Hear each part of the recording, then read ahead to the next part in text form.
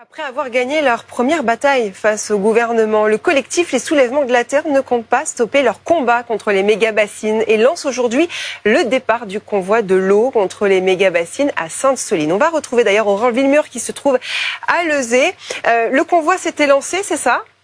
Plan national d'action.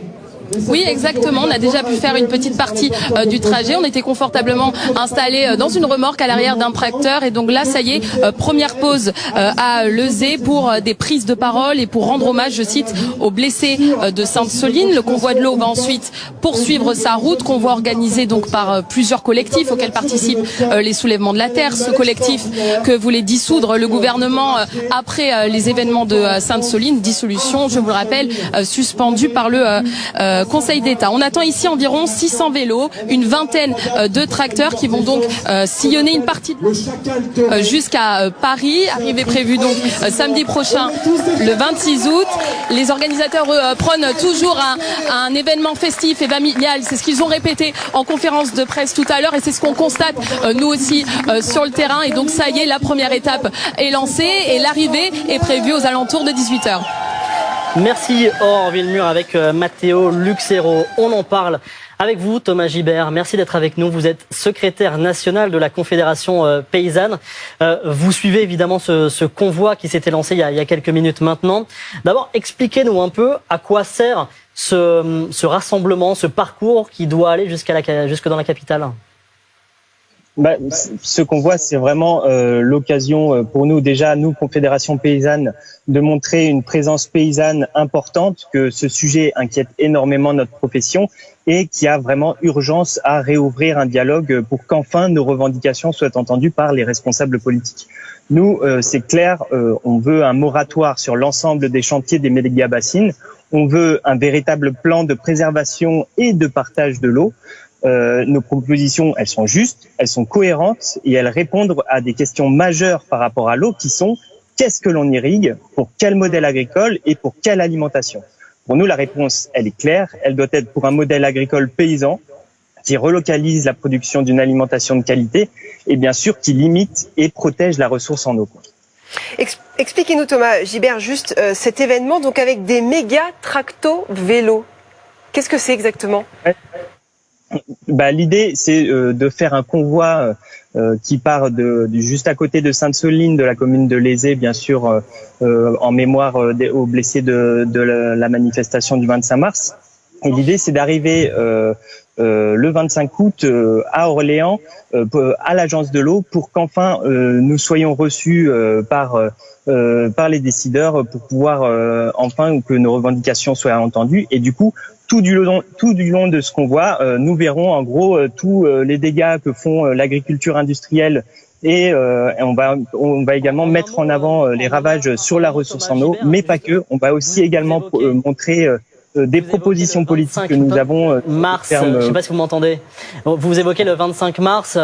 Il y a eu beaucoup d'affrontements lors de cette manifestation, très médiatisée, très violent aussi. Comment se déroule et comment va se dérouler selon vous cette manifestation ? Cette manifestation, c'est clair et net, elle se veut festive, joyeuse, familiale et vraiment dans une optique de réouverture du dialogue. Donc ça n'est absolument pas la question de ce convoi-là et aujourd'hui on espère être entendu par les décideurs. Votre arrivée est prévue aussi à Paris fin août. Que va-t-il se passer une fois à la capitale ? À l'arrivée à la capitale, nous avons du coup rendez-vous à un point qui sera donné ce samedi pour une action joyeuse et festive, toujours sur la même thématique de l'eau. Merci beaucoup Thomas Gibert d'avoir été en direct avec nous sur BFM TV. On suivra évidemment ce convoi avec vous. Il s'était lancé des Deux-Sèvres pour traverser 5 départements au cours des 10 prochains jours. Le convoi de l'eau a quitté Sainte-Soline en début d'après-midi pour rejoindre Orléans puis Paris. Plusieurs centaines de manifestants y participent à bord de vélos et de tracteurs. Objectif, relancer le débat autour des projets de méga-bassines et alerter sur l'importance de la ressource en eau. Reportage quelques minutes avant le départ avec Camille Plaisant. Ils se sont donné rendez-vous. Agriculteurs et militants écologistes sont prêts à sillonner une partie de la France en tracteur, mais aussi à vélo. Cette femme venue de Niort a tout prévu. Eh bien une tente, voilà, quelques petites affaires pour bivouaquer, c'est tout, pas grand-chose. Voilà, et puis une bonne humeur, beaucoup de bonne humeur. Et puis on espère vraiment que le bon sens va revenir. Point de départ ici à Lezay dans les Deux-Sèvres, non loin de Sainte-Soline. Le convoi prévoit plusieurs points d'étape sur le parcours pour arriver à Paris le 26 août prochain.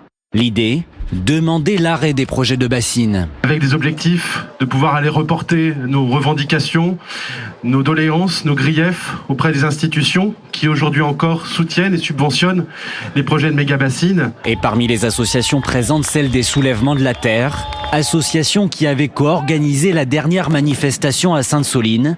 Le rassemblement avait alors dégénéré. À la suite de ces événements, le gouvernement avait demandé la dissolution de l'association, une dissolution suspendue par le Conseil d'État.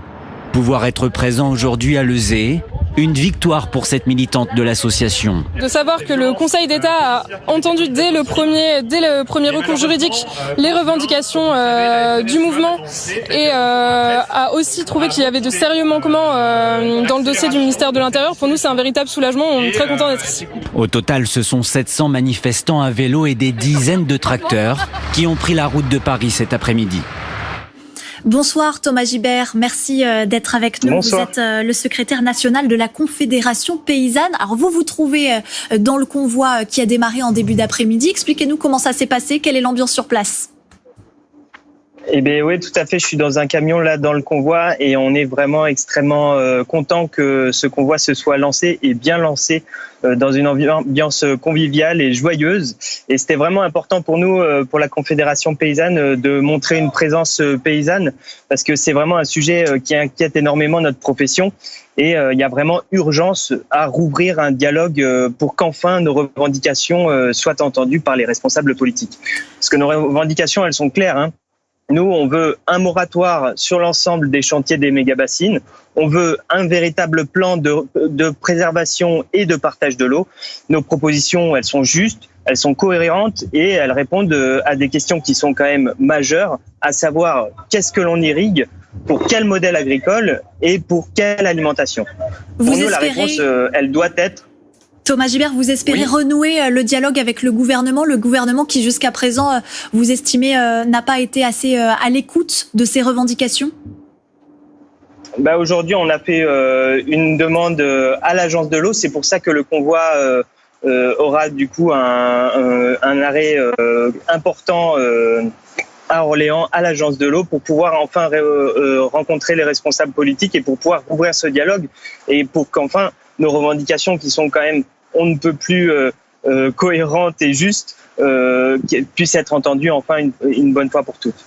Qu'est-ce que vous dites aux agriculteurs qui ne comprennent pas cette opposition, les agriculteurs qui, eux, ont besoin, en tout cas affirment avoir besoin de ces méga-bassines? Alors moi, je suis paysan et j'ai besoin d'irriguer également. En revanche, la question, elle n'est pas de savoir si on a besoin, mais de comment on va partager cette ressource le plus justement possible. Le problème des méga-bassines et de la gestion de l'eau telle qu'elle est faite aujourd'hui, c'est que malheureusement, la ressource est accaparée par quelques-uns et qu'il y a des problèmes d'approvisionnement en eau pour une majeure partie des paysans et des paysannes. Comment est-ce qu'il faudrait faire alors concrètement pour mieux préserver l'eau aujourd'hui dans ce contexte de canicule et de sécheresse répétée qui va continuer à s'accentuer dans les années à venir?